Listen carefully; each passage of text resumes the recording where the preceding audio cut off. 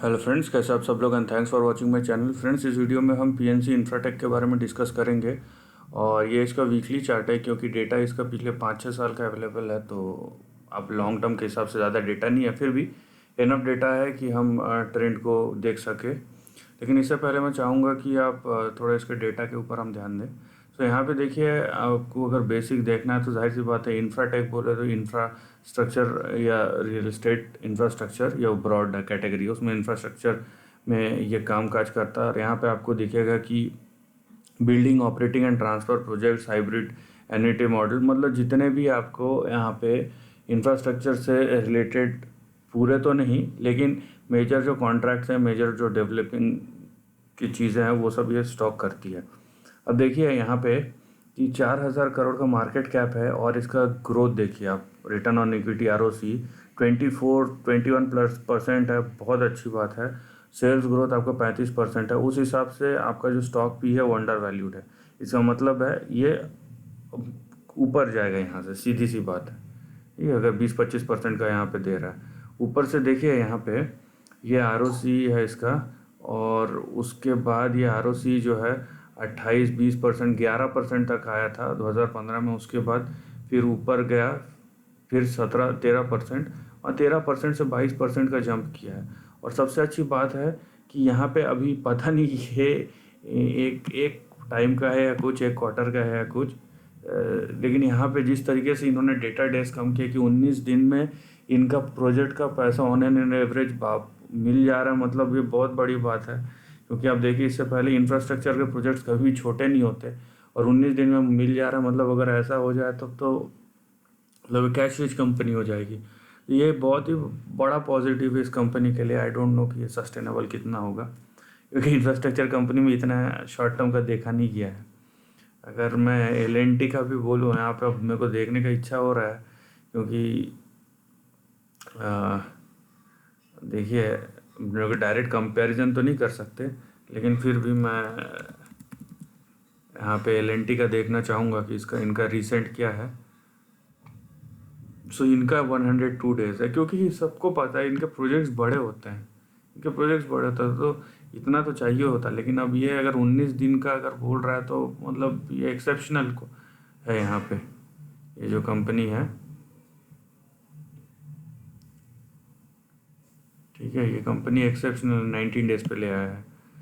यहाँ पे आपको प्रमोटर का स्टेक फिक्स दिखेगा, और जो DIIs है, FIIs है, इनके आप देखें यहाँ पे इस तरीके से दिख रहा है, तो मतलब कंसिस्टेंट है ओवरऑल। यहाँ पे ऊपर उल्टा DIIs ने अपना स्टेक जो 21% से बढ़ा के यहाँ पे 24 कर दिया है, और थोड़ा सा स्टेक FIIs ने बढ़ाया है।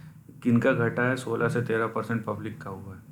तो यहाँ पे हमको दिख रहा है कि एक बहुत ही अच्छा चांस है स्टॉक के ऊपर जाने का।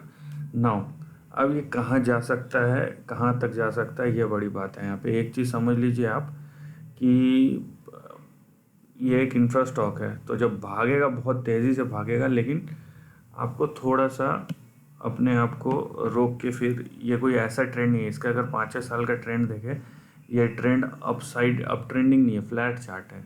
वैसे भी ये स्टॉक ने अपने लो लेवल से 117% का रिटर्न दिया है या बाउंस बैक दिया है, लेकिन इस स्टॉक का अगर आप नेचर देखें तो ये स्टॉक जो है फ्लैट स्टॉक है। फ्लैट चार्ट का जो नेचर है वो ऐसा है कि आप उसमें एक जो पॉजिटिव चीज़ है कि आप ऊपर नीचे आपके जो सपोर्ट और रेजिस्टेंस वो फिक्स होता है, लेकिन इसका लिमिटेशन भी यही है कि आप उस लिमिट से बाहर मत जाइए। ओके, अदरवाइज प्रॉब्लम हो सकता है। तो आपका जो लिमिटेशन है कि आप उस लिमिट के अंदर ही रहिए। जब स्टॉक ऊपर ब्रेकआउट या ब्रेकडाउन दिखाएगा उसके बाद आप डिसाइड कीजिए। तो मैं आपको ऐसे भी लेवल्स बताऊंगा। देखिए, आपका यहाँ पे सबसे पहला सपोर्ट जो आएगा वो 132 पे आएगा। उससे पहले भी अगर आप एकदम इमीडिएट चाहते हैं तो आप इसको कंसिडर कर सकते हैं, ठीक है।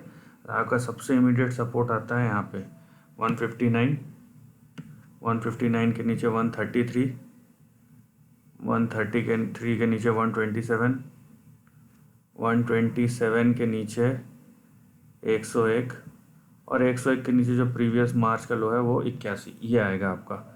वहीं आपका जो रेजिस्टेंस है वो आएगा 214 और उसके ऊपर आएगा 228।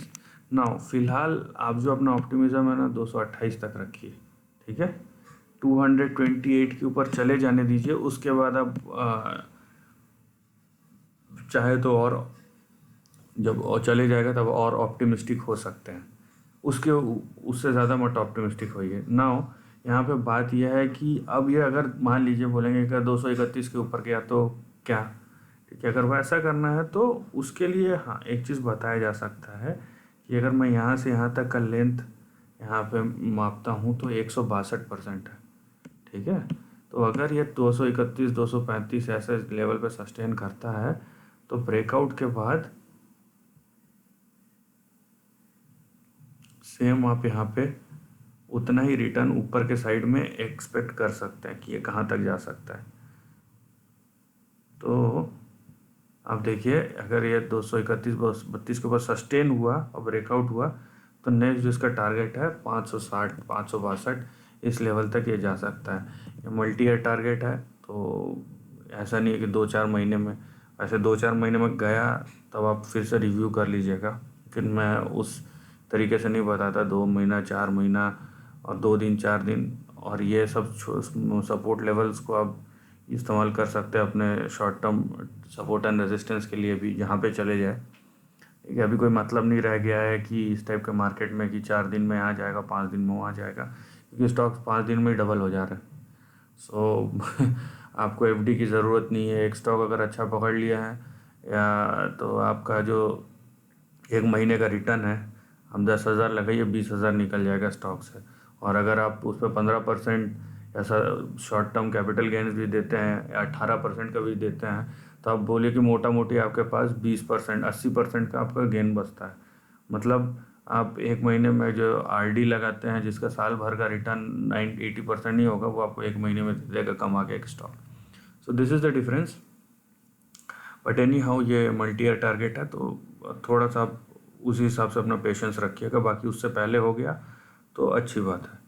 तो यहाँ पे ये चीज़ देखिए। और हाँ देखिए, ये जो मैंने अभी का लेवल दिया वो एक शुरुआत भी हो सकता है, ठीक है। इसके आगे कहाँ तक जाएगा किसी को पता नहीं, क्योंकि अगर सही में इंफ्रास्ट्रक्चर बूम जिसका रिक्वायरमेंट है, रिक्वायरमेंट होना और एक्चुअल में उस पर काम करना बहुत दोनों अलग अलग चीज़ है। हमारे देश में इंफ्रास्ट्रक्चर की बहुत ज़्यादा ज़रूरत है, इसमें कोई छुपाने वाली बात नहीं है, लेकिन पॉलिसी उस तरीके से नहीं है। तो जब तक वो नहीं होगा तब तक यहाँ पे बस बातें ही होंगी, शेयर प्राइस ऊपर नीचे होते रहेगा, लेकिन उससे ज़्यादा कुछ नहीं होगा। So this is the end of the video दोस्तों। वीडियो पसंद आए तो लाइक और शेयर कीजिए, थॉट्स कमेंट सेक्शन में लिख के बताइए, और ऐसे नए कंटेंट के लिए चैनल को प्लीज़ सब्सक्राइब कीजिए। Lastly, take care of your family and friends.